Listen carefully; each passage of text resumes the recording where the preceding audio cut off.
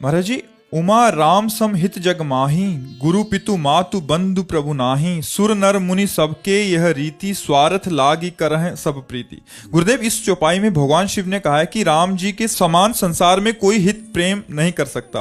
गुरुदेव, सबके लिए कहा उसमें तो कुछ संशय नहीं है, लेकिन गुरु के लिए क्यों कहा? गुरु सच्चा। हाँ, इसमें सूक्ष्म विचार है कि भगवान और गुरुदेव अभेद होते हुए भी भगवान के स्वभाव और प्रभाव में गुरुदेव के स्वभाव और प्रभाव में अंतर है।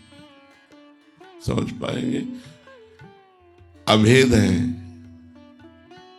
जो गुरुदेव हैं वही परब्रह्म परमात्मा भगवान श्री राम है, वही परब्रह्म गुरुदेव है। गुरुर् ब्रह्मा गुरुर्विष्णु गुरुर्देव महेश्वरः गुरु साक्षात परब्रह्म तस्मै श्री गुरुवे नमः। परब्रह्म परमात्मा गुरुदेव है और परब्रह्म परमात्मा भगवान राम है, लेकिन अंतर है। गुरुदेव हमारे शिक्षक के रूप में आए हैं, हमें गाइड करने के रूप में आए हैं। अगर थोड़ी भी गलती हुई तो हमारे लिए दंड विधान कर देंगे, अधिक गलती हुई तो हमारा त्याग कर देंगे, लेकिन भगवान नहीं।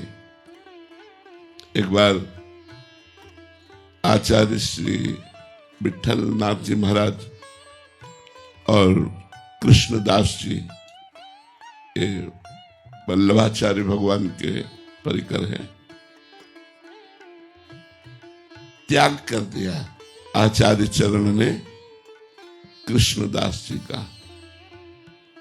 तो एक दिन कृष्णदास जी भ्रमण कर रहे थे तो एक दुकान में देखा गरम गरम जलेबी बन रही थी।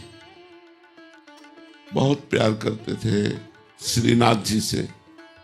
एकदम मन में आया कि यार ये श्रीनाथ जी को भोग लगता तो आंख मूंदी और ध्यानस्थ होकर श्रीनाथ जी का ध्यान किया और थाल में भरकर भाव से जलेबी समर्पित की।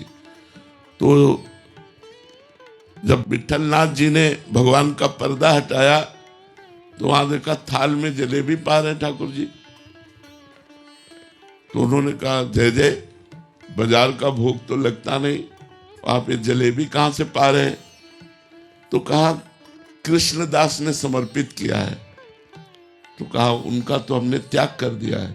तो बोले आप आचार्य हो, आप गुरु हो, आप त्याग कर सकते हो, लेकिन हम जिसे एक बार स्वीकार करते हैं उसे कभी त्यागते नहीं। प्रभु का स्वभाव है विमुख भय निमिषो न अकृपा, जब चितए तब वैसे।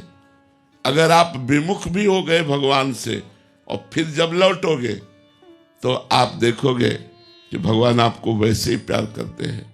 दूसरा उदाहरण, जगन्नाथ जी की सेवा में जो जगन्नाथ जी के अंग पार्षद रहते हैं, उनमें से एक अंग पार्षद का गलत संग हो गया तो एक वैश्या में आसक्त हो गए और जगन्नाथ जी से जो भेंट जो सामग्री मिलती सब वैश्या को देते।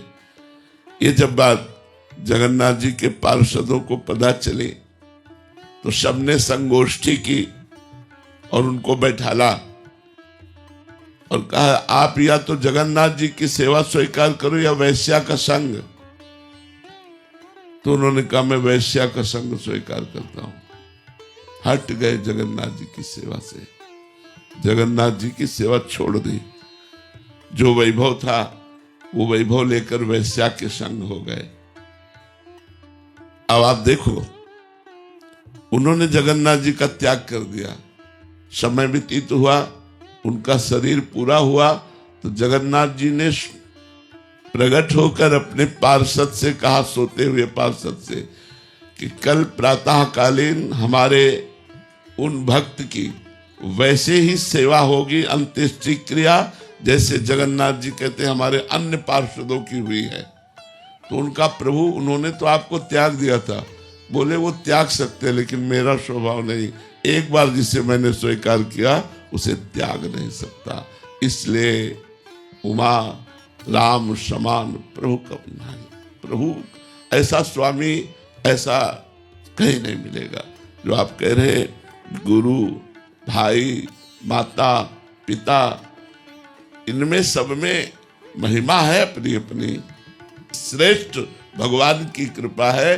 भगवान की कृपा से ही गुरु कृपा प्राप्त होती है और गुरु कृपा से ही भगवान की कृपा का परिचय प्राप्त होता है। पर यहाँ जो कहा उमा राम सम हित जग माही, गुरु पितु मातु बंधु को नहीं, उसका भाव यही है कि गुरु भी त्याग देगा तो भगवान नहीं त्यागेंगे। ये बात पक्की समझ लो। भगवान का स्वभाव है कि भगवान एक बार जिसे पकड़ लेते हैं उसे कभी छोड़ते नहीं है। वो चाहे कितना भी पतित क्यों ना हो जाए, लेकिन गुरु त्याग कर देंगे।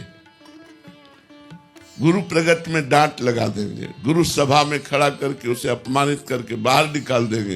लेकिन मेरे भगवान इतने करुणामय है कि उसको भी भगवान कृपा करके साम दाम दंड भेद से सीधे लाकर एक दिन महान भक्त बनाकर ही छोड़ेंगे।